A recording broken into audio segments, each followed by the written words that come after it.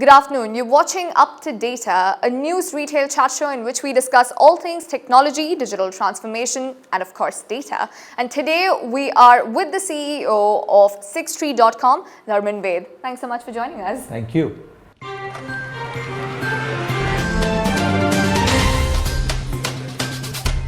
Tell us more about Sixtree.com. Is it the e-commerce arm of Apparel Group? Is it a separate subsidiary? Is it a new startup? What is it? Around 4 years ago, we realized that this wave is coming, right? And the e-com wave is coming. And so we started a business called Sixtree.com. It started initially with just our own brands, right? So we took all our brands online and we got it started. As soon as we went online, we started to see what a customer was asking us, right? They said, hey, do you have brand ABC? Like, for example, do you have brand Nike? Or do you have an Adidas? Do you have a Guess? Do you have these? And we then obviously wanted to cater to our customers' needs. We started building a portfolio of brands that were not even within the apparel group as well. Today, we have over 450 brands on the platform. Oh wow, that's amazing. So at that time, so you said you started about 4 years back. Was there like a demand for an e-commerce fashion retail platform? Did you see that from your customers? I think it was a matter of when, right, and not if, right? The question was always like, hey, listen, when is the customer coming online, and not if they are ever going to come online, right? So we were very certain that we have to get started, we have to get going, and we have to be ready for when the when happens, right? And we knew that internationally, players like ASOS and Zalando and Amazon and others were shipping locally here to the Middle Eastern market, right? So why not have a local player who can actually cater to the needs locally here as well? Absolutely. So we are all aware that customer acquisition is a very expensive and a time-consuming process. Did you sort of get an advantage being part of the umbrella apparel group? Most certainly, right? So we have a loyalty program called Club Apparel, with a massive database of customer as well, right? All we started to do is we started to let them know that now they can shop in Dubai Mall, in Mall of Emirates, and also on Sixtree.com. So that really helped us to get started as well. I'm glad you mentioned Club Apparel. I'll get to that in just a bit. But then just before that, what I'd also like to touch upon is the other side of the advantage. Being an e-commerce player, an e-commerce platform, you obviously are at a data advantage because you have access to so much data directly. The accessibility and the convenience of using it is great. So do you also share your data that is accumulated on the e-commerce platform across Apparel Group's other physical retail outlets? No, so data privacy is very, very critical, right? So we always make sure that it is not shared with outside parties, right? Because the customer doesn't want that one, and so we would never do that. Even if it's within the same group? No, so even within the same group, data is never shared in a format which is, hey, Shruti, shop this specific shoe, and this is what it is, right? It is shared in a hashed fashion where it is not about a specific customer, it's about a cohort, right? And an understanding of what's going on. So for example, we would share, let's say for example with Aldo, we'll tell Aldo, hey, listen, we see a lot of customers shopping, for example, in Alain, right? And we are saying there is a big demand there, there's a big customer base there who is shopping away our brand called Aldo. We probably should, look to open another store in that area rather than sharing any specific details around the customer as well. Right. So that brings me to what exactly you use this data for. How do you leverage the data that you've actually generated? Is it for buying decisions? Is it for determining price points? What is it? That question is literally, the answer to that question is literally infinity. Yeah, right? It's broad, I know. Yeah, it's super broad, right? Yeah. We can take it from any perspective that you can think about, right? We do it from the perspective of things like logistics, right? We know there is a demand for a specific product or a brand in an area. So we'll go, for example, we know in Saudi, which is a large country, right? We see, the product is sitting with us in Riyadh, but we know there's a demand for that specific product in Jeddah, Right. So we would actually move the product based on the data that is showing us into that area to be able to speedily deliver it to the customer as well. So I'm sure this entire process would have accelerated a lot last year, right? When the lockdown happened, every retailer that I've spoken to have said that what they planned on doing in the next 3 to 4 years, they did in 3 to 4 months. All of that has happened. So at that time, what was it for you and the apparel group? Was it that they put a lot of pressure on you because to get all the inventory sold and out there? Was it everything happened on 6th Street, or did they start their own e-commerce arms and branches separately? No, so there were multi-folded pieces happening, right? First and foremost, we were, if you like, lucky enough to have, to be ready when the when comes. And so we saw a massive uptake, of course. However, there was a very big difference. The customer it's the same customer, but during the lockdown had a very different need, right? Yeah. This same customer would now want a coffee machine, would now want pajamas, wants slippers to be able to wear it at home, right? So on and so forth, right? So we had to adjust and cater to the needs of the customer during those times as well, through various brands and everything else that we have within the group and from out. Along with that, we definitely further enhanced the reach of our brands to the customers via various channels. One of the channel was opening the brand stores, right? So for example, today Aldo has a aldo.com here in the Middle East. Tommy Hilfiger has a tommy.com here in the Middle East, right? But is that run by Apparel Group, or? That's correct. So we run those as well locally, because they we have to understand, right? There are many advantages of doing local. Arabic, customer service teams. So our customer happiness teams are actually able to cater to all the customers here locally in the Middle East in the local language, right? Payment gateways, right? Again, these are local payment gateways are there, which do not necessarily work with international cards as well. The reason I asked you that, sorry, No, please go ahead. on those lines, right? Because a lot of companies right now have realized, or brands have realized, the importance of direct to customers. And if you look at the Nike, for example, their wholesale revenue was 70-30, but right now it's that gap has been bridged so much because they've realized the value of going D2C. So is that something that you as a retailer, especially in this region, are a little concerned about? No. So I'll tell you how it works. There are two types of customers on a general note, right?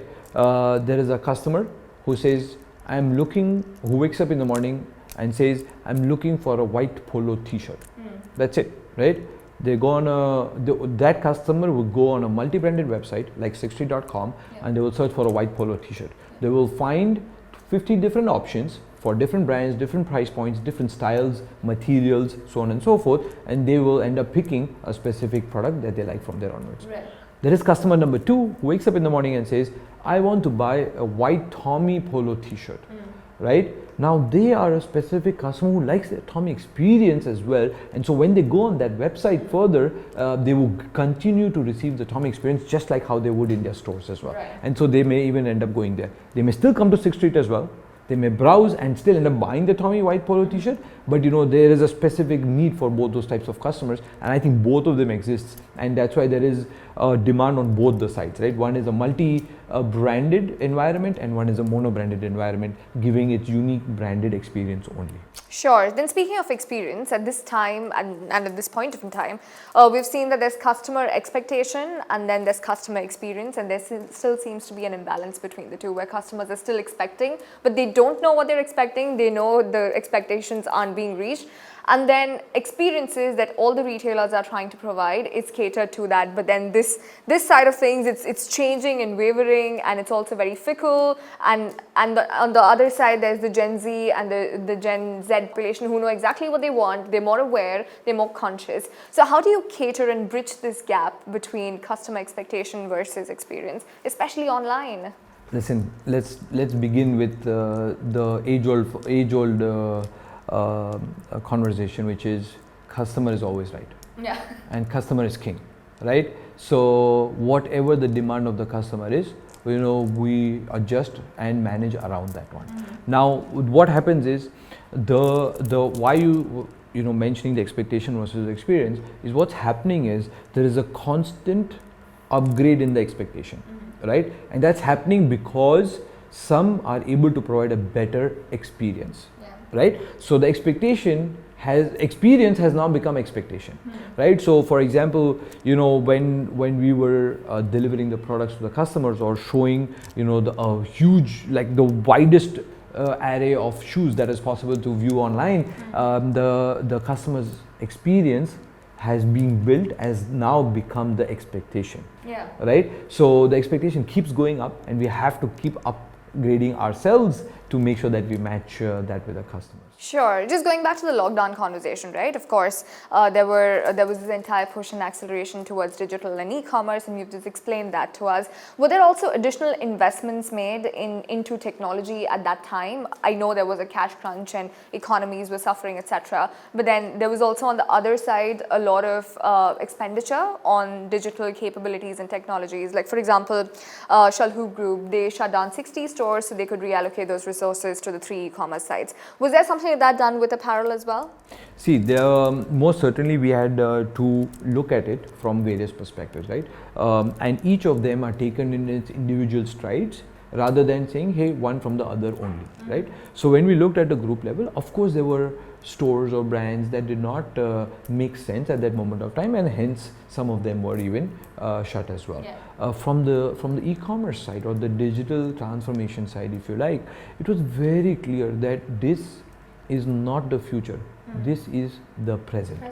If we do not make those changes today, right, the tomorrow will be way harder, way more expensive, and way more difficult than what is today as well. And so the journey continued. We were already investing into it. It just continued further, and we continue to enhance that more and more as well. So if I may ask, what were the changes you did make? What were the pain points that you observed and noticed that had to be changed in order to improve the customer experience on the website? So there were many aspects of it, right? You know, one of them was the customer's experience in terms of how the deliveries were happening, right? You know, during the lockdown, what ended up happening is a lot of logistic players had major resource constraints, and a lot of our customers were very unhappy with the way the products got delivered, how late they were, and so on and so forth. And so that was a major investment from our side, both in technology terms and in terms of the last mile experience that we had to bring in to be able to do that. Today we own more than 60% of all the deliveries ourselves,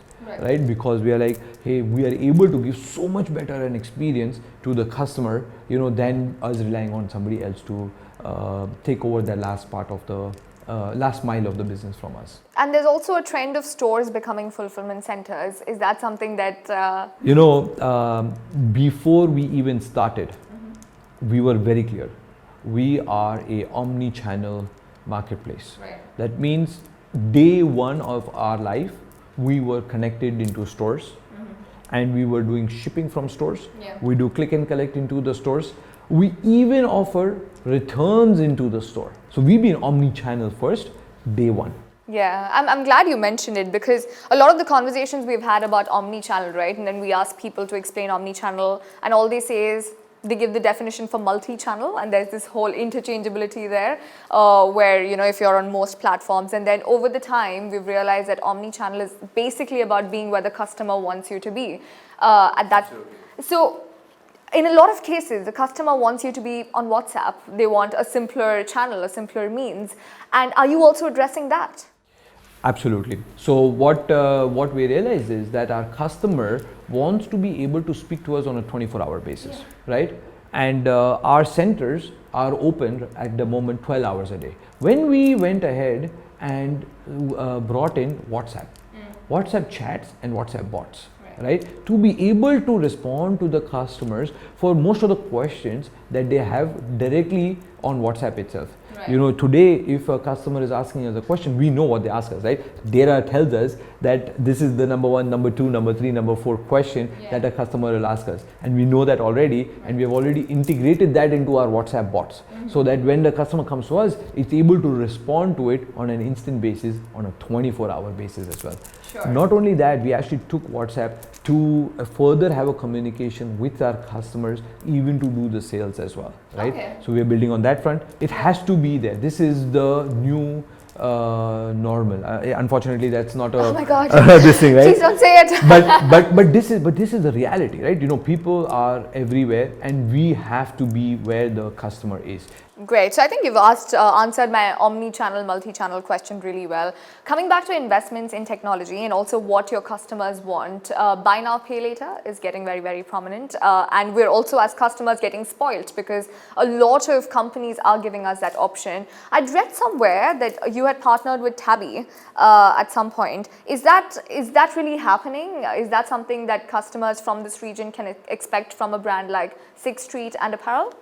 It's been live for, I'm struggling to remember now, probably about 6 months. Okay. So Tabby, we partnered up with Tabby. We were one of their first partners, and we have actually integrated them into many of our other websites like Tommy and others as well, to make sure that we offer these payment options to the customers. Right? Listen, I want to be able to pay by credit card. Sure, I'll integrate credit card. Yeah. Then the customer told us, listen, but I want to pay by cash. Sure, I'll give you COD as an option. We listen to the customer and we give them the options that they want as a payment methodology as well. And so we have already integrated with Tabby, and we are seeing some really fantastic results coming through from the buy now pay later options today. The idea of buy now pay later is to actually tackle more of the COD customers, the cash on delivery customers, than already a prepaid customer who is there, right? And there's a major chunk of the market which is still cash on delivery, and we want to make sure that we are converting them, into a online payment option rather than still deal with cash as well. Oh wow, that's amazing, and that's great to know that you're also like spreading it across the other brands that you have. Another thing that we heard about you is live shopping, and that seems very, very exciting, and I think that is something the region has been craving for, considering the mobile penetration, the appetite for live, etc. Tell us more. I want to know your sources. I'm just a good journalist. So we have something very exciting coming up, right? In the first week of June, we are going to be launching live shopping. This is the first in the region. This is going to be so exciting. Live shopping today is again, when we take, the customer is asking us for it, and so we are bringing that option to the customer as well. Where on in the first week of June, when we launch this one, there will be a live shopping experience where there is going to be a very famous influencer who's going to be actually talking about specific brands and products that she loves, and she wants to talk to her followers and everybody about it as well. And the whole experience about what she's talking and what you're able to see and buy immediately is what we are creating as well. So this is going to be very exciting. Watch out for this one, because when it goes live, this is the first, and we are going to be doubling down on this one because we believe that this is the new way to shop, and the customers really want it, and we would see some really massive uptake on this element. Yeah, so one question I've been asking most people on this show is, with data, it's easy to get personalization, but personal connection becomes very difficult online. And I think with live shopping, that interactivity comes into play. And I think you're solving that problem by doing that. Another thing that has been doing the rounds in the world globally is, of course, televised shopping. So when you're watching something on Netflix, for example, and then you like that top, and I've seen so many Aldo shows, honestly, on Netflix, and I've felt that, I want to purchase it, but then I've heard that Amazon is working on a protocol or a prototype at this point where you can actually buy stuff that you watch online and immediately and instantaneously. Do you see something like that coming here in this region? It's not when, it's not if, it is when. It's when. Wow. Okay, great. So now moving on to more trends that we need to talk about is about loyalty, which I said earlier, right? I'm going to come back to Club Apparel. And it's not just Club Apparel, with various other loyalty cards we've seen in the scheme, especially the cards that we have, is you take out the loyalty card at the end of your entire transaction process, by which time you've already made your purchases, decisions are made, it's at the cashier, and then you get points which are redeemable. Which has been touted as an archaic process. And obviously there are ways to improve the entire loyalty scheme, loyalty program, and the way it's conducted. Would you agree? So first and foremost, I would like to mention that Club Apparel as a program is actually probably one of the most advanced loyalty programs out there. Day one of its inception, the slogan was no cards, only rewards, right? And that continues to be the case. We used to use the mobile phone as a source of the points redeeming and burning as well. Now it's become a app only program, right? With an app only as a program, we are now able to communicate with the customer a lot more things than we were able to do earlier as well. I think a lot of times we jump guns, right? What I mean by that is there is so much, there is another layer between knowing nothing to very personal selection of products for customers, right? Yeah. There is another layer called localization, Right. right? And it's pretty easy to do that on in an initial basis, right? Where you can get started, right? Today we know, for example, in Kuwait, in the winters it is close to 0 degrees, whereas in Muscat it will be still 25 degrees, Yeah. right? And that's a complete different attire Yeah. for both those weather conditions, right? And a localization can already have a major impact on the conversation with the customer, right? And from there onwards, as we are already doing today, which is personalization. So now not only am I going to tell you, hey, it's 0 degrees in Kuwait, do you want a winter jacket? But now I'm going to be speaking to you and says, I know that you like black color, Yeah. right? I know that you are a medium, and so I would not even recommend you a product which is large, Right. I may not have a size in this, for example, right? So on and so forth, right? The personalization piece is very, very critical. Today, everybody wants to have the experience for themselves. Right. Not for their household, not for their city, not for their country, and not for generic experience. They want their personal experience, and for that we have to be able to give that experience. So our app will be very, very different for you and for me, Yeah. and for anybody else who is on the app as well. So Right. very much the personalization piece is coming via the loyalty program. Great. So personalization can also be achieved, and tell me your thoughts about it, with subscription, right? A subscription model of business is again what a lot of beauty brands have been doing of late, and especially the smaller brands, e-commerce, all of that. What do you feel about it?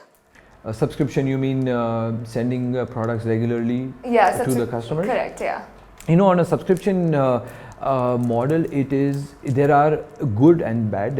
It has its own nuances as well, right? There is a segment of customers who are happy to keep receiving a new box every month, every quarter, whichever way they prefer, whether it is from apparel perspective, whether it's from beauty perspective, cosmetic perspective, whichever other perspective that you may take, right? And there is a lot of other ones who want to do this, right? At this moment of time, I believe that it is there as a segment in the market.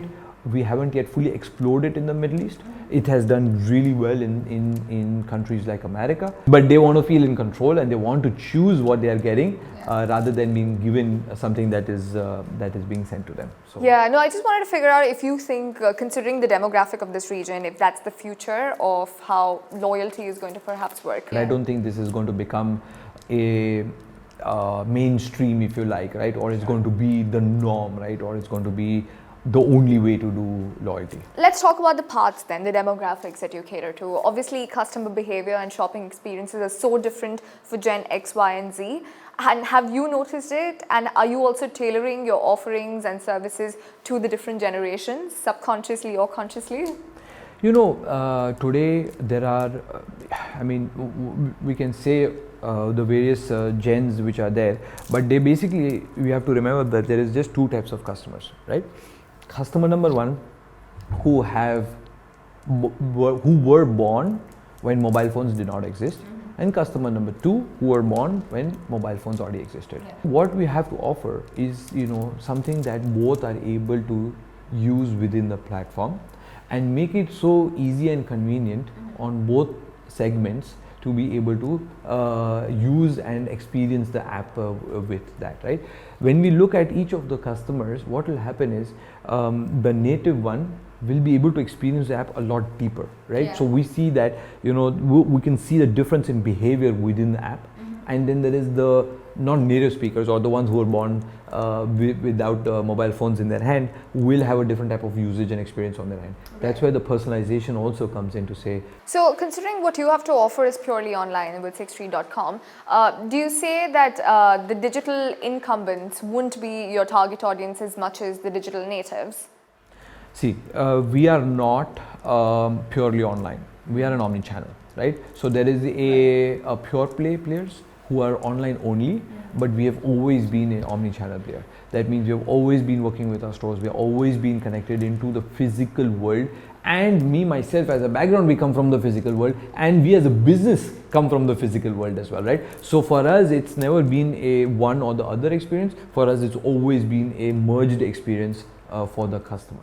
Right, and in this new merged world, it's very easy to get carried away with the emerging buzzwords like AR, VR, XR, everybody's doing it, so I should do it. And it's more of a following the fad than following the necessity of it. Are you also feeling that sort of pressure over here where you feel like you need to implement augmented reality, virtual reality and all of that just because you don't want to be left behind? Or is it the demand from your customers? Is it something that they want and need?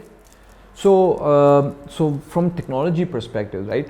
A lot of times we've been doing things that the customer is not even aware of in the forefront, right? You know, these experiences that are getting built constantly, right, are not even aware. The AR is something that they will be, right? But other things they may not even necessarily be aware that it's happening, right? Yeah. But those things are making a massive difference in the way we are integrating and talking to our customers as well.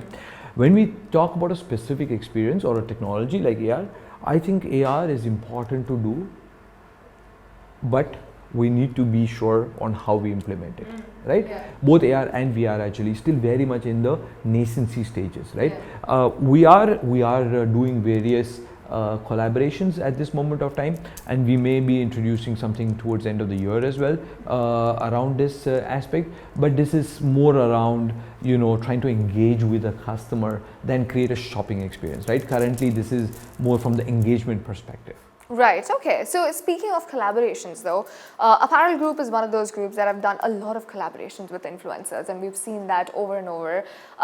With Sixth Street as well, we've seen that you've been doing a lot, and you just showed me a little while ago about how you're creating products for influencers. Clearly you see the impact that they have on your customers. So do you think influencers, especially in this region, have a massive role to play in A, personalization, and B, shaping the way people buy and purchase? So, you know, we have something called a superstar program, right?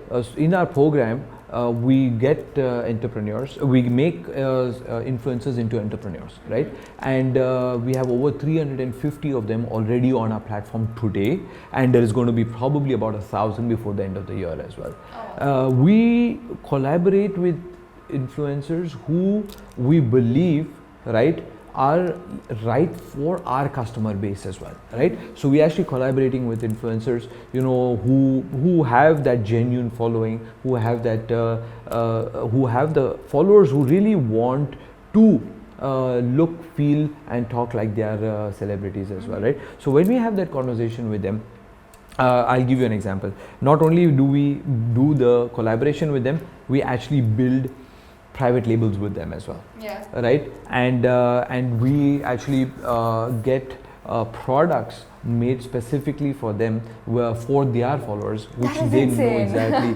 what they want as well. But that's how it is today. That's again going through the whole personalization touch, right? Saying, hey, listen, you know what, this specific influencer has these kind of followers and needs this type of products, and they know exactly what their followers need, and then they go ahead to talk to them about it. And how has the ROI been with all these influencer collaborations and the fact that you're putting in a lot of money to create these products and brands for them? So let's be honest around this, right? Influencer marketing is not easy, right? It's a lot of work, and it's very difficult, right? And it's very expensive.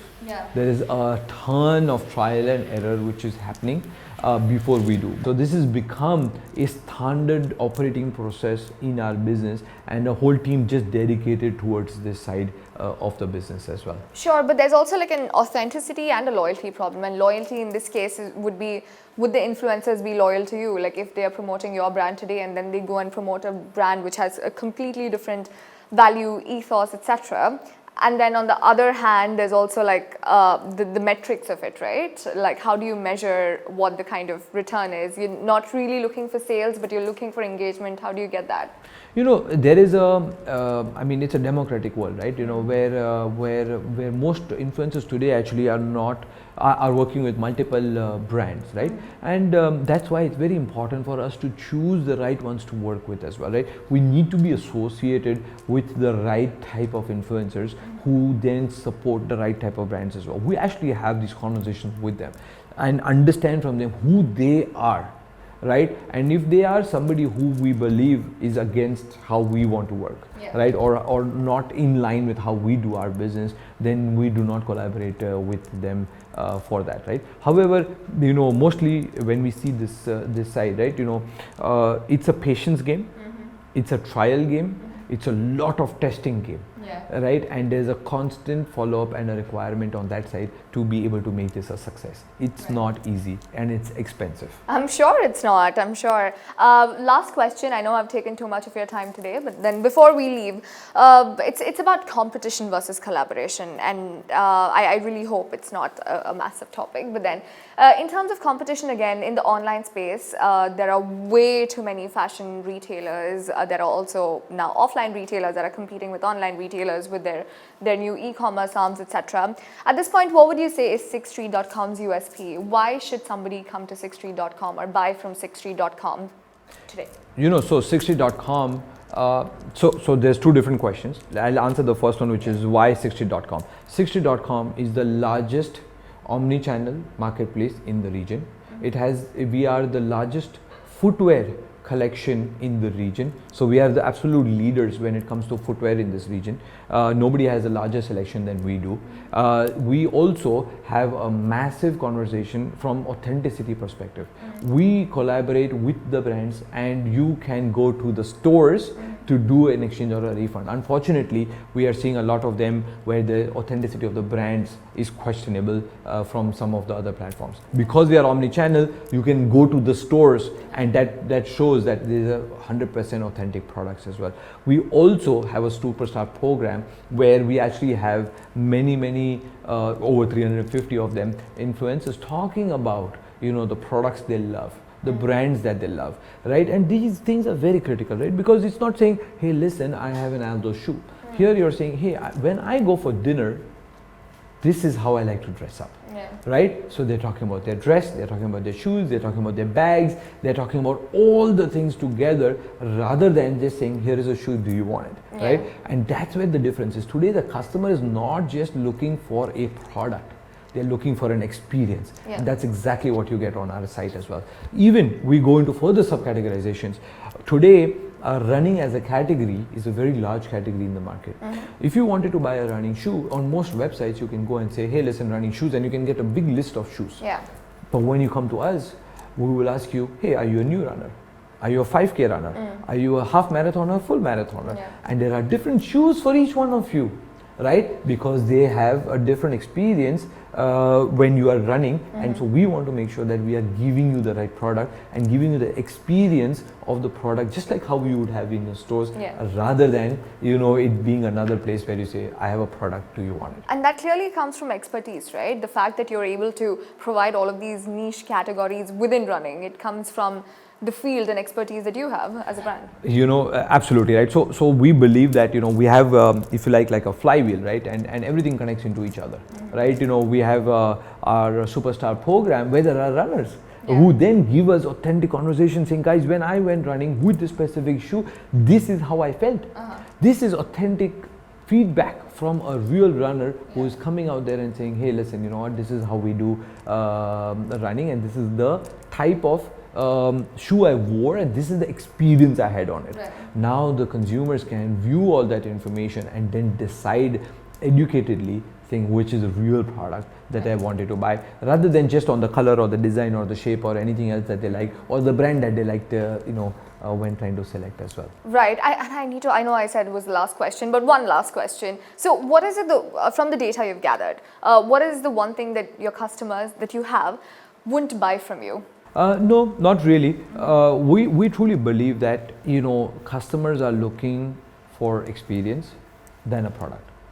Right? And if we are able to enhance that experience of the customer, I'll give you an example, right? So today for our shoes, we are the only one in the region who has a 360-degree view of the shoe. Yeah. Right, we are the only ones in the region where on those celebrity collaboration pages you can see a full-fledged video of this celebrity talking about everything else, and then the different types of products which are available, their looks, their styles, their designs, right? All these are what is creating that experience, that uniqueness, as compared to just saying, I have a product, do you want it? Right. Right, that's where the difference is. It's the communication, it's the collaboration with people who you follow. Right? Yesterday it would have been a popular friend of yours who you would follow. They were also an influencer, just the name was not given in that format, right? And you would like, hey, listen, I love the shoe that you're wearing. Where did you get it from? And I want it as well. Today it's the same thing, just on Instagram. Well, all right, great. Thanks so much, Dharman, for your time. I have so many more questions for you, but unfortunately we're running short on time. Thank you so much. My pleasure, and thank you for watching Up to Data again this week. We will be back again next Monday with another episode. See you then. Bye.